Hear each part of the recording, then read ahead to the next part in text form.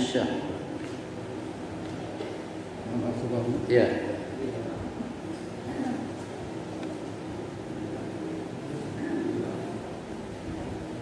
Sudah ada? Nomor 69.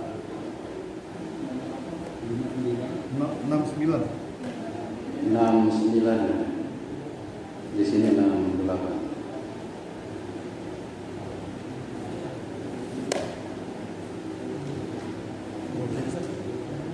Di sini 6 sakti dari sebelah sana.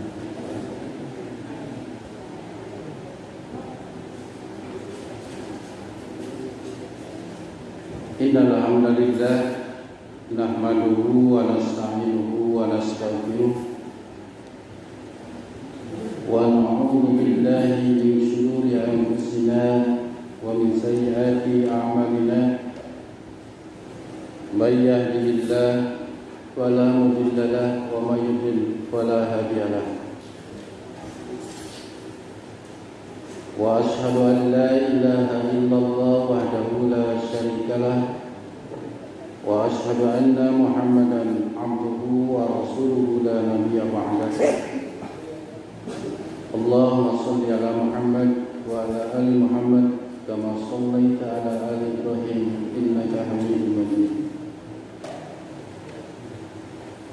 Ikhwatul iman jamaah majlis ilmi rahimahullah, kita lanjutkan pembahasan kita mengkaji salah satu kitab Bulughul Maram, dan saya menggunakan syarahnya yang diantaranya adalah Ibanatul Ahkam.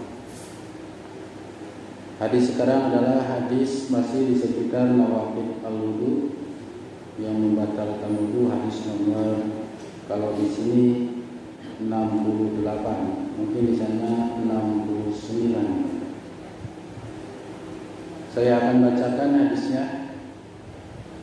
Yang pertama, an Aisyah radhiyallahu anha anna Rasulullah sallallahu alaihi wasallam qala man asabahu qaybun aw aqun aw qalasun aw madiyun falyatawadda Sumal yabni ala salatihi wa huwa la yatakallam. Akhrajahu Ibnu Majah wa dha'afahu Ahmad wa ghairuhu. Dari Aisyah radhiyallahu anha bahwasanya Rasulullah sallallahu alaihi wasallam bersabda, Man asabahu qai'un, man asabahu man kharaja minhu, siapa yang ada yang keluar, qai'un ma yahruju minal ma'dati an tariqil fam, yang keluar melalui mulut, muntah lah. Ru'afun, ru'af ad-damul khariju minal anfi, darah yang keluar dari hidung, mimisan. Orang Sunda nyebutnya apa ya? Malah sariawan. Mimisan. Ru'afun. Aw qolasun.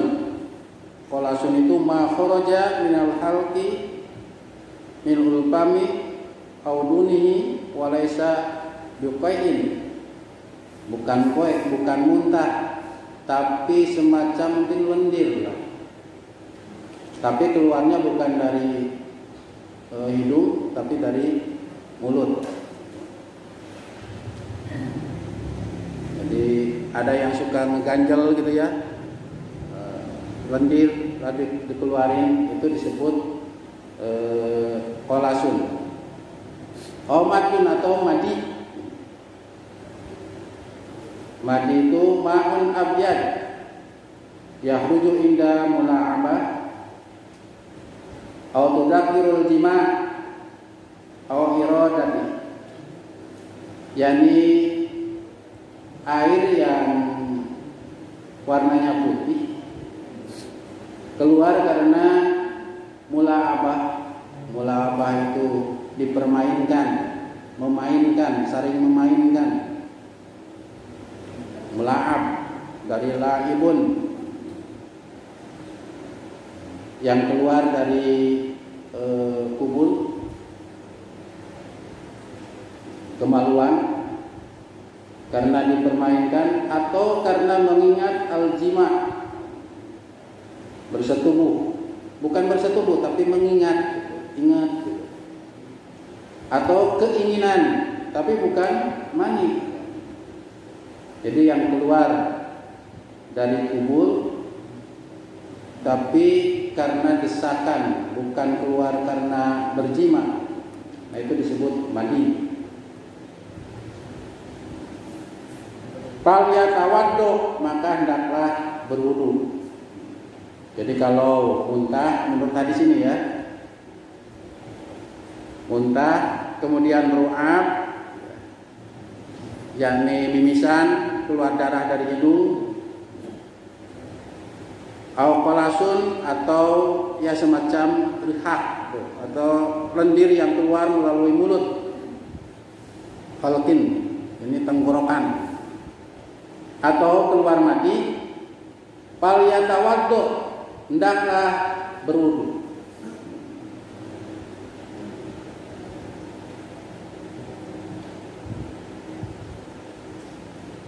Sumal yabni ala sholatihi, lalu binaklah, sambungkanlah atas sholat itu, wahwa la yatakallam, selama dia tidak berbicara.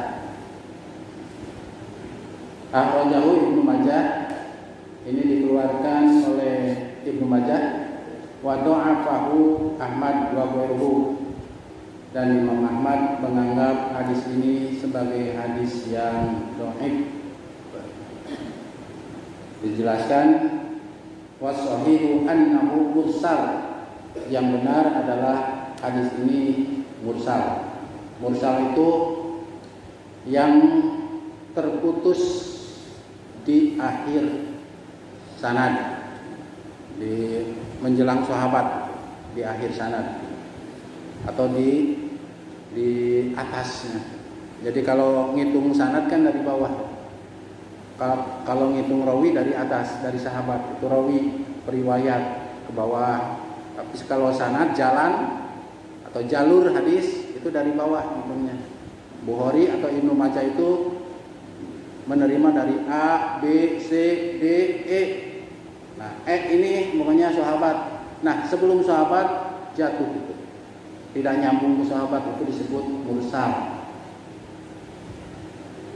Terputus di awal, di akhir sanad. Nah, menurut hadis ini kita bahas sekalipun dhaif, tapi di kalangan para ulama fikih,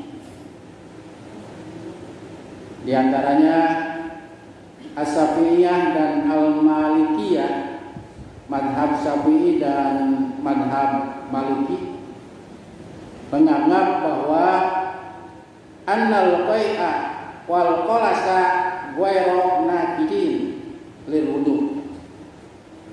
Menurut madhab Syafi'i dan Maliki, sesungguhnya muntah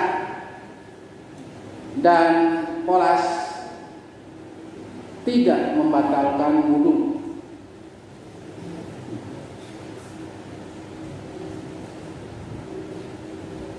Wa qala Hanafiyah, kalau madhab Hanafi menganggap bahwa apa-apa yang keluar dari mulut, min huma, dari kedua fam, mulut, naqidu wa ma la yamliquhu la yanqudu, ada yang membatalkan, ada yang tidak membatalkan. Wal farqu Ahmad bainal qai'i wal qolas. Dan Imam Ahmad membedakan antara muntah dan qolas. Faqala innal qolasa la yanqudul mutlaqan.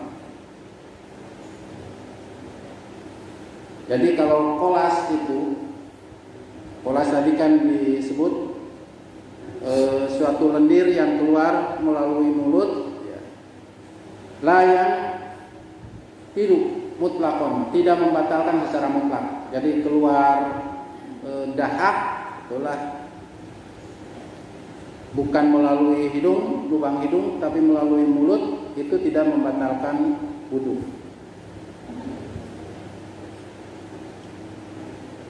Tapi kalau Hanafiyah, naqidun, membatalkan dari kedua mulut gitu. Keduanya ya, dari keduanya, yaitu al-qolas wal qai'. Wa kada qalilul qai', sedikit muntah tidak membatalkan, kata Ahmad. Hanabilah. Tapi ini disebutnya bukan Hanabilah, tapi Imam Ahmad sendiri. Kalau Hanafiyah bisa jadi Imam Hanafinya tidak, tapi madhabnya begitu. Jadi kalau disebut Syafi'iyah tidak berarti Imam Syafi'inya, tapi bermadhab Syafi'i. Terkadang Imam Nawawi yang menjelaskannya, atau umpamanya imam-imam yang lain. Tapi begitu juga Malikiyah. Tapi kalau berkata Imam Malik, nah itu berarti pendapatnya Imam Malik. Jadi kalau Malikiyah berarti madhabnya gitu ya. Tapi kalau Imam Asy-Syafi'i rahimahullah berarti qala Imam Asy-Syafi'i rahimahullah, berkata Imam Asy-Syafi'i berarti Imam Syafi'inya yang berkata. Tapi kalau qala Hanafiyah berarti ini madhabnya gitu, pengikut-pengikutnya. Nah, kalau Imam Ahmad mengatakan innal qolasa la yang tidak membatalkan secara mutlak. Begitu juga sedikit muntah tidak, atau banyak. Wa kada qalilul qai' amma kasirhu panaqid. Adapun muntah terus-terusan itu bisa mengakibatkan batalnya wudu. Nah, ini di kalangan para ulama madhab. Sekalipun ternyata Imam Ahmad bin Hambal mengatakan bahwa hadis ini adalah dhaif. Karena yang membatalkan wudu itu sesuai dengan hadis yang sahih kemarin dijelaskan, atau beberapa pertemuan dijelaskan, bahwa pertama adalah yang disebut dengan keluar dari dua lubang, kubul maupun dubur, husaun au duratun gitu, al-hadas ya. Ada yang membatalkan wudu bisa diganti dengan wudu lagi. Ada yang membatalkan wudu tidak bisa diganti dengan wudu, tapi harus mandi. Kalau yang membatalkan wudu diganti dengan wudu, ya al-hadas, husaun au duratun, ya keluar angin atau kencing, baul atau berak. Itu cukup dengan wudu. Tapi kalau keluar mani,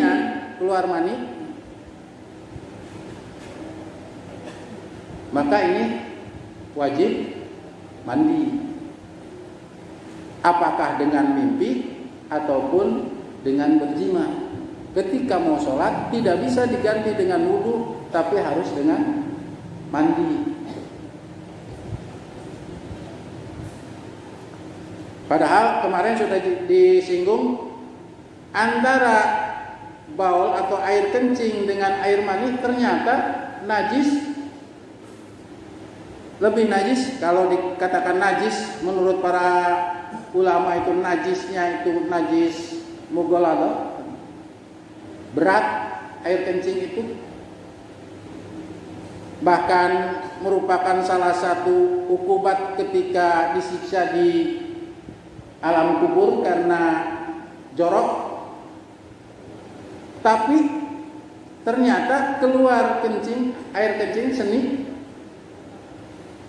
itu cukup dengan wudu, tapi keluar yang Rasulullah Shallallahu Alaihi Wasallam terlihat oleh sahabat bekas air mani itu dikerik gitu, tidak dicuci, yang kering itu kemudian sholat. Ini menandakan lebih najis air kencing, air seni. Inilah bahwa di antara ubudiyah itu terkadang tidak masuk akal, sekalipun dalam kitab ini dijelaskan sebagian alasan para ulama.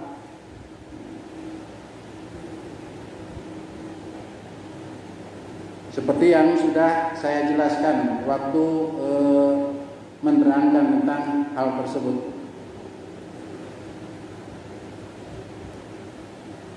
Aw madian, kecuali, nah ini yang kalau keluar madi baru berwudu, karena ada hadis yang sahih, kalau tidak salah hadis yang sebelumnya, di hadis nomor dari Ali kalau tidak salah itu yang menanyakan tentang dia menyuruh dari Ali bin Abi Thalib 664 kalau tidak salah. Kuntu rajulan madaan fa amartul Miqdad ayyas alan nabiyya fasa'alahu faqala fihil wudu, muttafaqun alaihi. Ali bin Abi Thalib itu merupakan orang yang sering keluar madi, mau bertanya langsung kepada Rasulullah, malu, maka menyuruh Miqdad untuk menanyakan kepada Nabi. Kata Rasulullah, fihil wudu, kalau keluar mandi itu ada wajib wudu. Yang tadi saya telah jelaskan mengenai mandi. Nah, kalau itu jelas. Tapi kalau hadis ini adalah hadis yang dhaif. Hadis dhaif.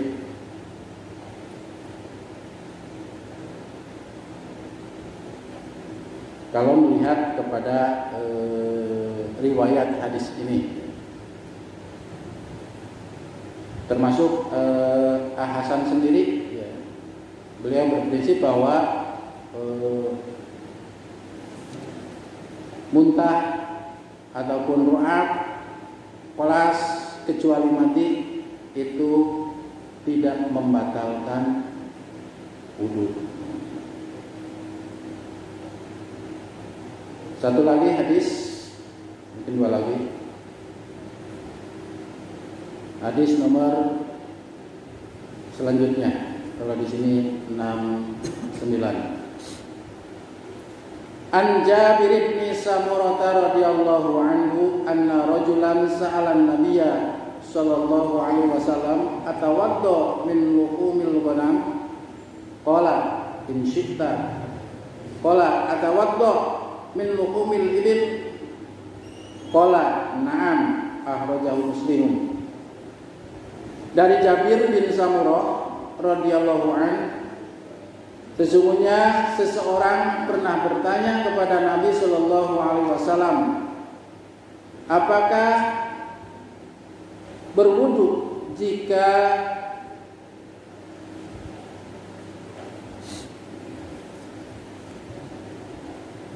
luhum itu daging yang memakanlah, katakanlah memakan daging kambing.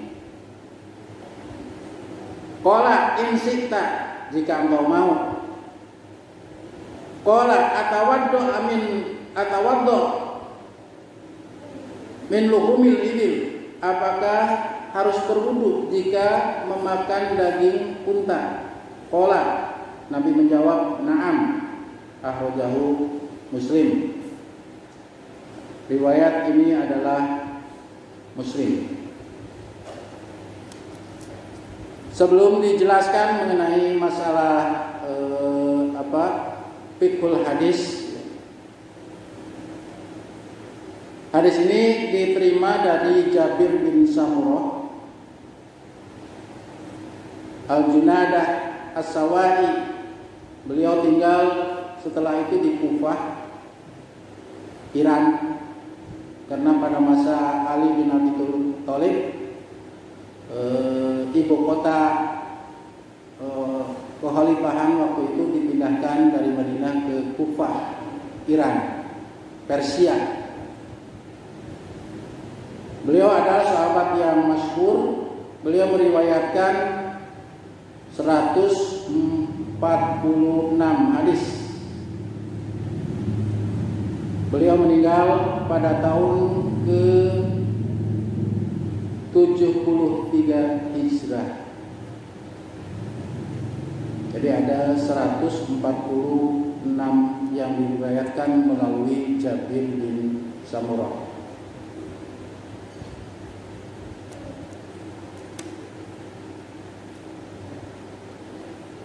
Di sini riwayat ini adalah riwayat Muslim yang menjelaskan tentang ketika kita makan daging yang berbeda. Di Arab ada daging yang lebih terkenal, daging kambing atau daging unta. Ketika ditanyakan setelah makan daging kambing apakah kami harus berwudu? Jika engkau mau. Kalau jika engkau mau, membatalkan enggak? Membatalkan enggak? Tidak. Tidak membatalkan.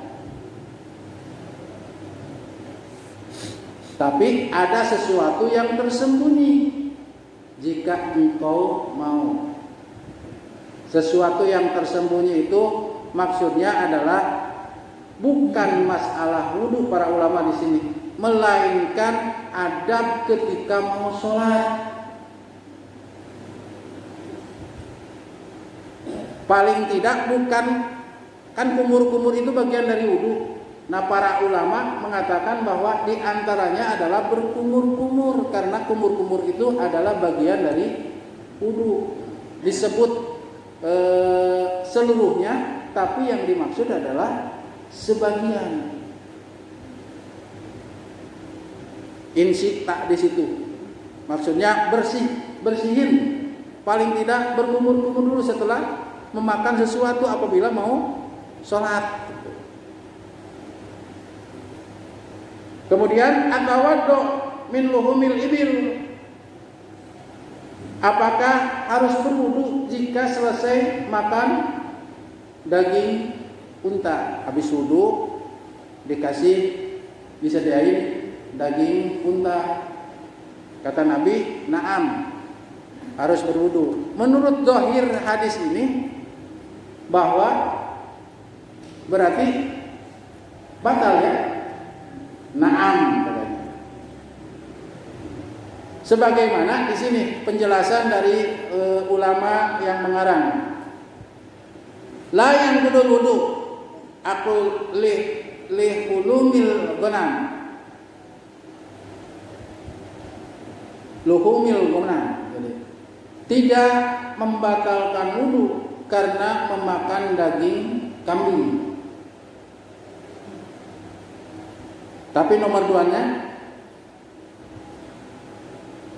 membatalkan wudu akibat memakan daging unta.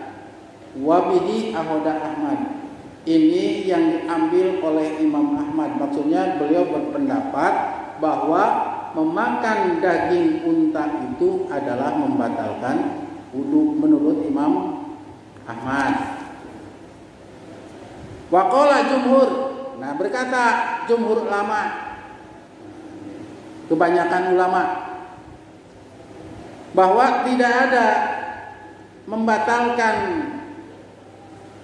tentang memakan daging unta itu, karena ini menunjukkan hamlul wudu alal wudu lugawi wa huwa madoh, mengambil wudu atas wudu secara lugawi artinya adalah madmadoh, berkumur-kumur. Jadi begini, jika selesai makan ghanam apakah harus berwudu? Maksudnya harus kumur-kumur. Kata Rasulullah, in sikta, kalau mau silahkan kumur-kumur. Kalau makan daging unta, na'am, berarti harus berkumur-kumur. Menurut jumhur ulama. Kenapa jumhur ulama berpendapat demikian? Karena makan dan minum itu tidak membatalkan wudu. Tidak membatalkan wudu, hanya mengganggu.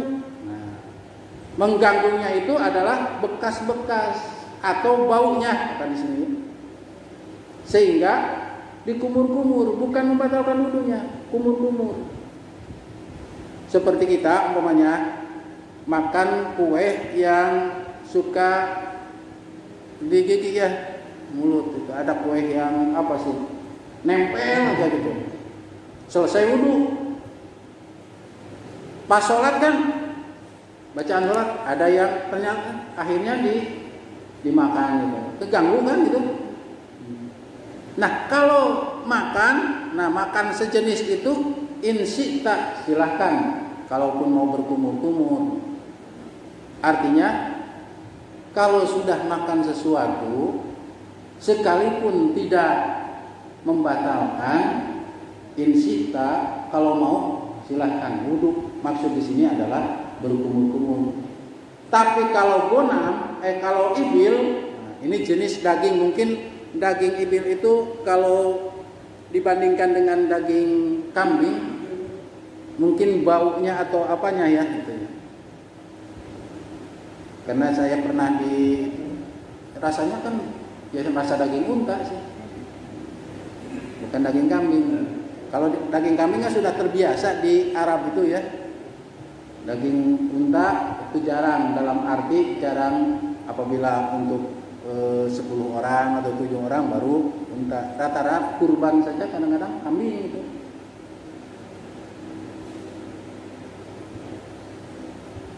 Banyak kambing itu. Sekalipun ada juga unta. Apabila perang, namanya berapa itu tentara? Oh, 10 unta nih. 1 unta untuk sekian tentara. Bahkan Rasulullah itu ketika mengirim intel ke pasukan musuh itu cukup dengan berapa mereka menyembelih unta. Sekian ya Rasulullah. Oh, berarti kurang lebih tentara mereka itu sekian ribu. Kalau unta yang disembelihnya itu segini jumlahnya. Jadi kalau mau perang itu memang bawa harta untuk makan. Karena apalagi kalau perang itu jauh, bawa bekal. Jadi tidak sedikit bekal itu. Kalau sekarang kan beli senjata tidak sedikit kan, untuk beli senjata itu keluar dana biaya. Kalau dulu bawa bekal unta, kambing. Nah, ketika mau makan itu dihitung berapa tentara. Oh, sekian lagi karena sudah ada yang gugur. Itu Nabi itu bisa menghitung, oh sekian unta itu untuk sekian, 1 unta itu untuk sekian, termasuk kepada musuh. Berapa musuh kira-kira? Nabi cuma menanyakan berapa unta yang disembelih waktu itu. Sekian ya Rasulullah. Oh, kira-kira tentara mereka itu sekian.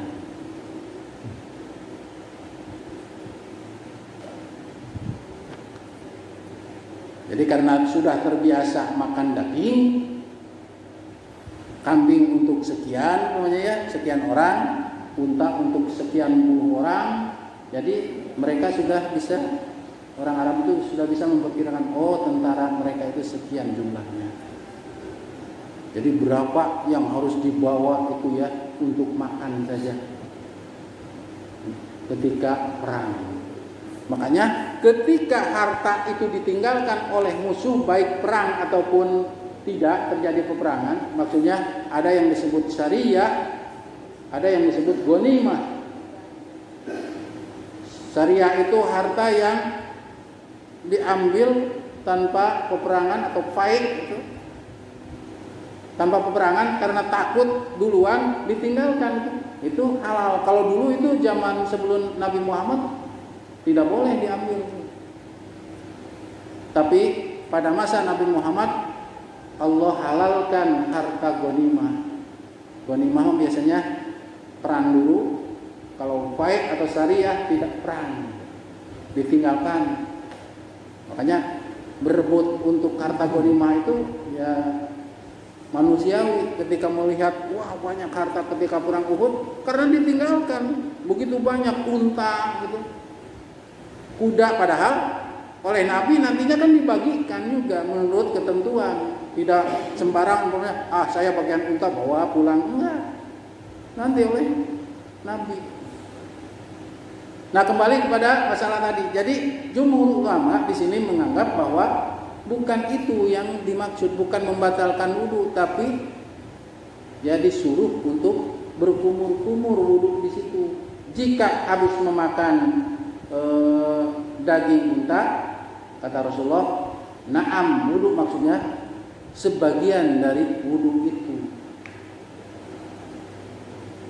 Yani berkumur-kumur, baik untuk menghilangkan bau atau mungkin ada yang nyelip gitu daging itu, dibersihkan.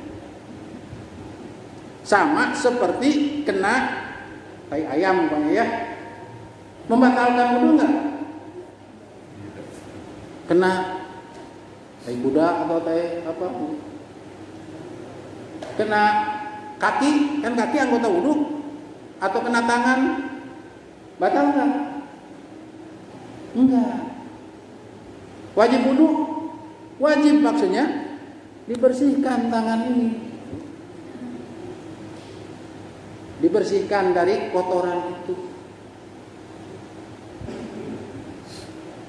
Sama seperti memegang, pokoknya kena minuman keras.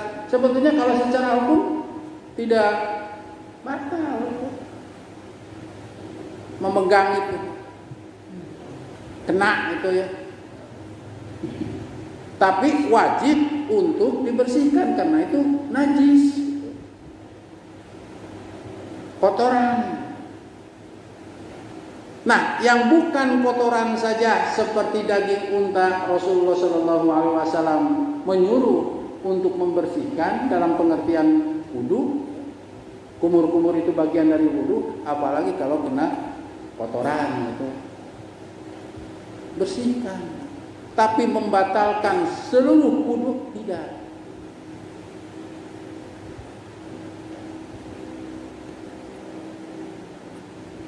Itu yang dimaksud dari hadis yang tadi ya. Hadis nomor berapa tadi? 60 ya. 79 ya. 69 di sini. Di situ 70.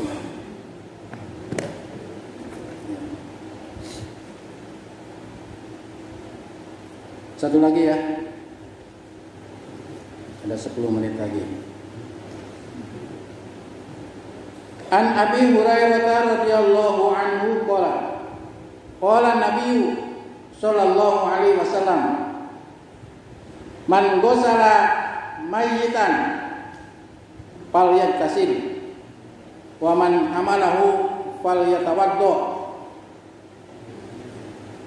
Akhrajahu Ahmad wa Nasa'i wa Tirmidzi wa hasanahu wa qala Ahmad la yasihhu fil babi say'un.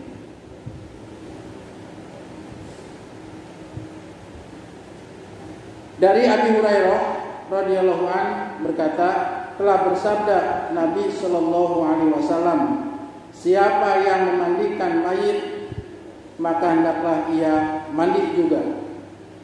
Maksudnya ketika mau sholat. Waman hamalahu, siapa yang membawa mayit ketika mau dimandikan kan mungkin kena gitu ya. Atau ketika mau dikuburkan ke bawah itu kan kena.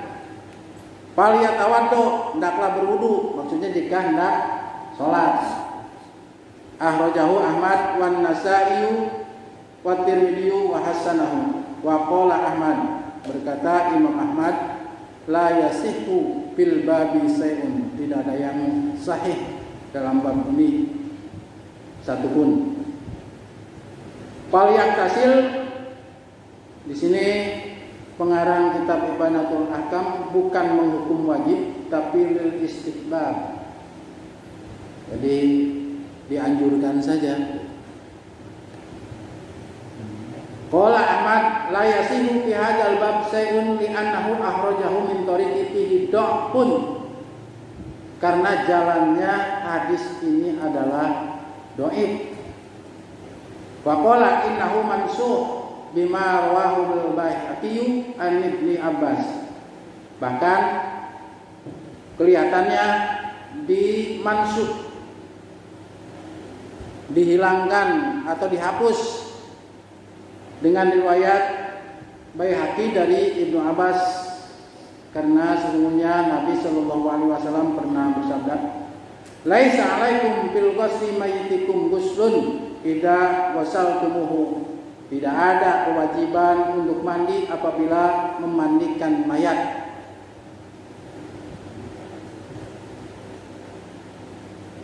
Inna mayyitikum yamutu tahiran, karena sesungguhnya saudara kamu yang mati itu dalam keadaan bersih. Walaisa binajisin, tidak najis. Fahasbukum an tagsilu aydiyakum. Cukup bagi kalian membasuh tangan kalian saja. Jadi ketika memandikan kan kena ya ini, namanya kena membersihkan kotorannya. Cukup kata Rasulullah dengan dibasuh, dicuci tangan kita. Tidak membatalkan wudhu kalau punya wudhu, kecuali kalau tidak punya wudhu ya wudhu dulu. Tapi tidak disuruh untuk mandi. Jadi cukup dibersihkan kalau kita ikut memandikan. Apalagi kalau cuma mengangkat. Jadi tidak membatalkan wudhu, kata Rasulullah atau sabda Rasulullah dalam hadis riwayat Imam Al-Baihaqi. Beliau memberikan kesimpulan dalam kitab ini bahwa disyariatkannya mandi di sini adalah hanya untuk istihbab, hanya anjuran saja. Min ghuslil mayyit, bagi orang yang memandikan mayit. Juga syariat dianjurkan wudhu bagi orang yang membawa mayit. Tapi di sini hadis ini pun pertama hadisnya lemah, hadisnya dhaif, sesuai dengan yang dikatakan oleh Imam Ahmad bahwa jalan hadis tentang hadis ini adalah dhaif. Beliau berkata bahwa hadis ini bahkan sudah dihapus, dengan maksudnya bukan dihapus, ada hadis yang sahih yang tidak menganggap bahwa itu adalah membatalkan. Sebetulnya tidak ada mansukh di sini, tapi ada hadis dhaif, kemudian ada hadis yang sahih yang diriwayatkan oleh Imam Baihaqi yang mengatakan bahwa tidak ada kewajiban untuk mandi apabila memandikan jenazah, karena ketika saudara kamu meninggal itu dalam keadaan suci, bersih dan tidak najis, maka cukup ketika memandikan mayit itu cukup dengan membasuh atau mencuci tangan kalian yang dipakai untuk membersihkan atau memandikan saudara kalian.